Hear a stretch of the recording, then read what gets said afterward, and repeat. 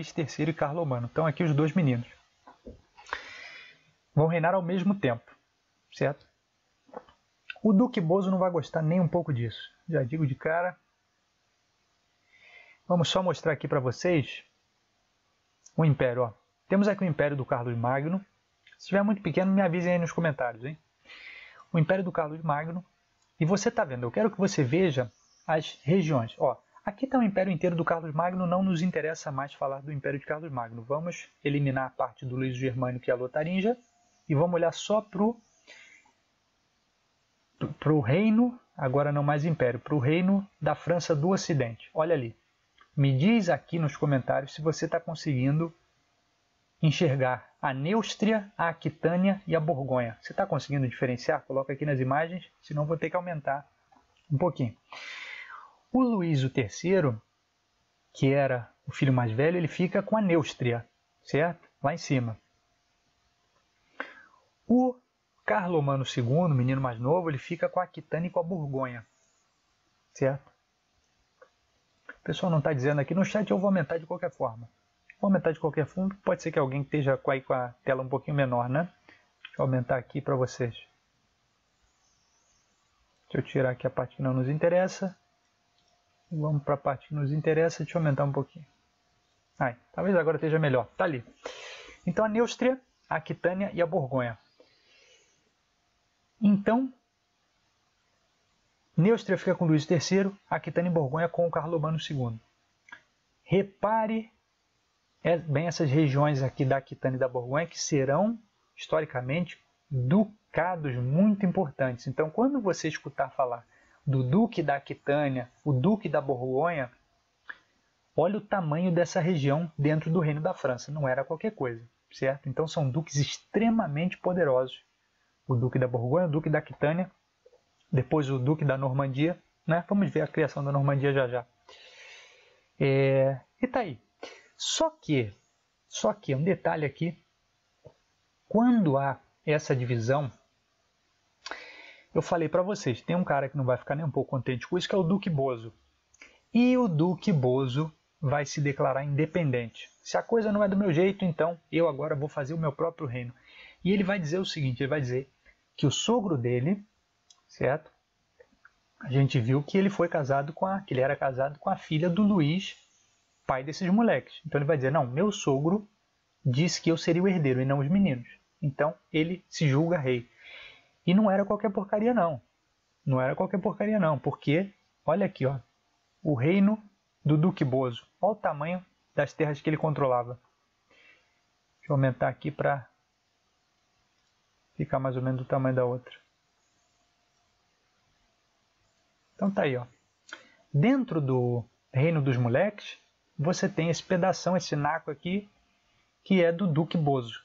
Então ele tinha um território considerável para se dizer independente. E não só isso, você vai ter muitos nobres que vão ficar do lado dele, que serão partidários dele, vão se aproveitar do momento, naturalmente, e vão elegê-lo rei. Se ele está eleito rei por outros nobres, você tem uma guerra civil. E o bicho vai pegar a partir de agora. É importante isso aqui, porque a gente vai ver que isso vai dar precedente para outros camaradas serem eleitos, né?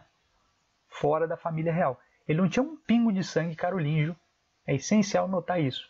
Porque os cronistas da época, quando você pegar os documentos, você vai ver eles deixando claro, né, que o Boso não tinha um pingo de sangue carolíngio, né?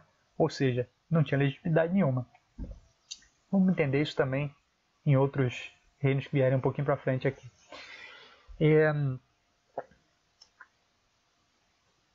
Para enfrentar o Duque Boso, o Luís e o Carlomano vão se ligar ao primo deles lá da Alemanha, certo? Que é o Carlos. Não vamos misturar os nomes aqui, certo? Mas o rei da Alemanha vai ajudá-los na luta contra o Boso.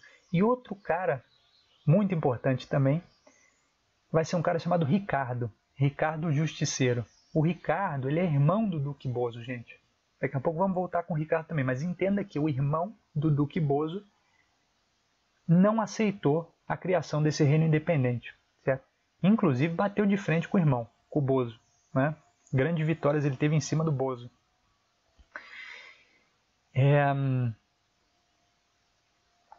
Você tem aqui nesse período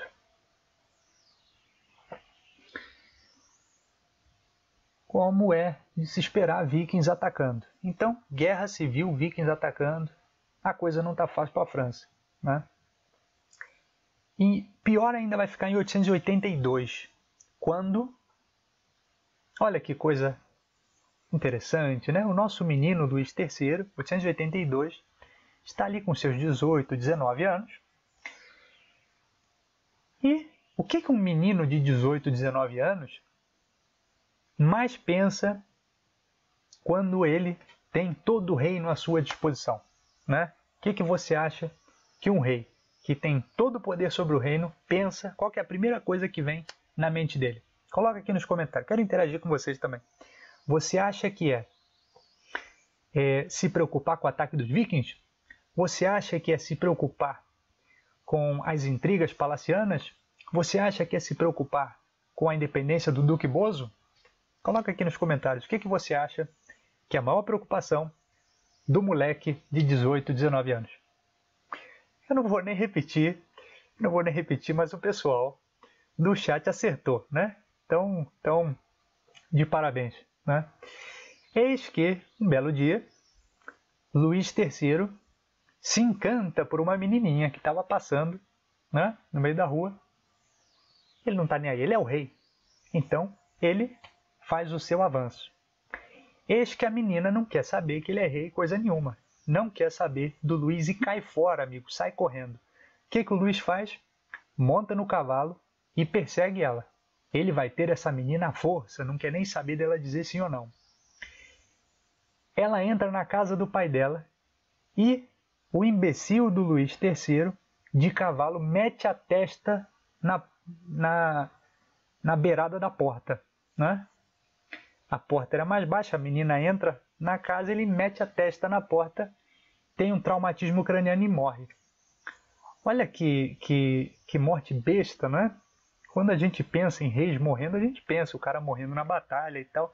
Agora o cara perseguindo a menina, o moleque, 18, 19 anos, perseguindo a menina de cavalo, entra na casa de cavalo, olha que imbecil, né? Mete a testa na beirada da porta e morre de traumatismo craniano.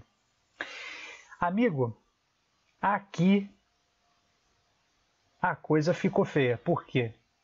Carlomano tem seus 15 anos mais ou menos, é um moleque, um menino, né? Assume o reino independentemente. Duque Bozo está com toda a autoridade do mundo. E os vikings pensam, meu amigo, agora é que a gente faz a farra, né? Já tinha um menininho lá que era novo, agora esse é mais novo ainda, agora é a hora. E se você lembrar lá do meu vídeo dos vikings, você vai lembrar que eu falei para vocês que 882 foi o pior ano em todos os saques dos vikings. Eles vão incendiar um monte de cidade, inclusive Aachen, a cidade imperial, eu já estive lá e já fiz um vídeo para vocês, e Colônia, amigo, aqui do ladinho, na minha região da Alemanha.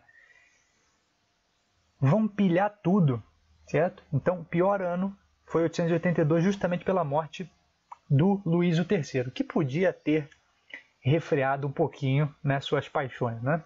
Estaria vivo e a história talvez fosse um pouquinho diferente. Mas morreu, certo? O Carlomano II é um menino. O que ele vai fazer?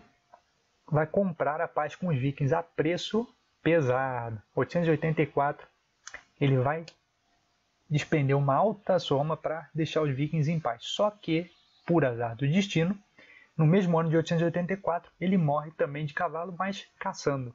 No meio da caçada, morre o menino Carlomano. Ainda moleque também, certo? Os vikings, que não se prendiam muito à sua palavra, voltam a atacar, certo? Voltam a atacar. E a situação está completamente caótica. O Duque Bozo está apanhando do irmão dele também, o Ricardo Justiceiro. A situação está caótica na França, de uma forma geral. Eu falei para vocês que o Luís II, ele teve 3 filhos, certo? Um que nasceu depois da morte dele. Só que esse que nasceu depois da morte dele, nesse momento, tem só 5 anos. Então fica um problema. Quem que vai assumir o reino agora, nesse estado de coisas em que é preciso que alguém assuma o reino? Certo? O Duque Bozo já tinha perdido seu prestígio, né? Depois eu vou colocar, inclusive, lá no final eu vou botar a foto do Duque Bozo triste. Tem uma foto dele triste, eu vou mostrar para vocês lá no final, né? Então, os nobres da França, em seu desespero, vão apelar para o carolíngio mais próximo, que é o rei da Alemanha. Já não rei, mas imperador, né? Vai começar a série dos imperadores alemães, a gente vai ver isso na história deles. Que é o Carlos, vai ficar como Carlos III, né? Apesar de permanecer Carlos III, porque ele faz parte da história da Alemanha, né? Vamos falar do nosso amigo, que já apareceu na nossa história aqui ajudando os irmãos contra o Duque Bozo, Carlos III, o Gordo. Olha aí, apelidos maravilhosos, né? Então temos Carlos III, o Gordo. Parece brincadeira a história da França dos carolíngios, né? O Duque Bozo, Carlos o Gordo, Carlos o Careca, Luiz o Gago. É uma história bonita, né? Parece brincadeira, mas não é. Tudo isso que eu estou falando para vocês realmente sério e muito bem documentado.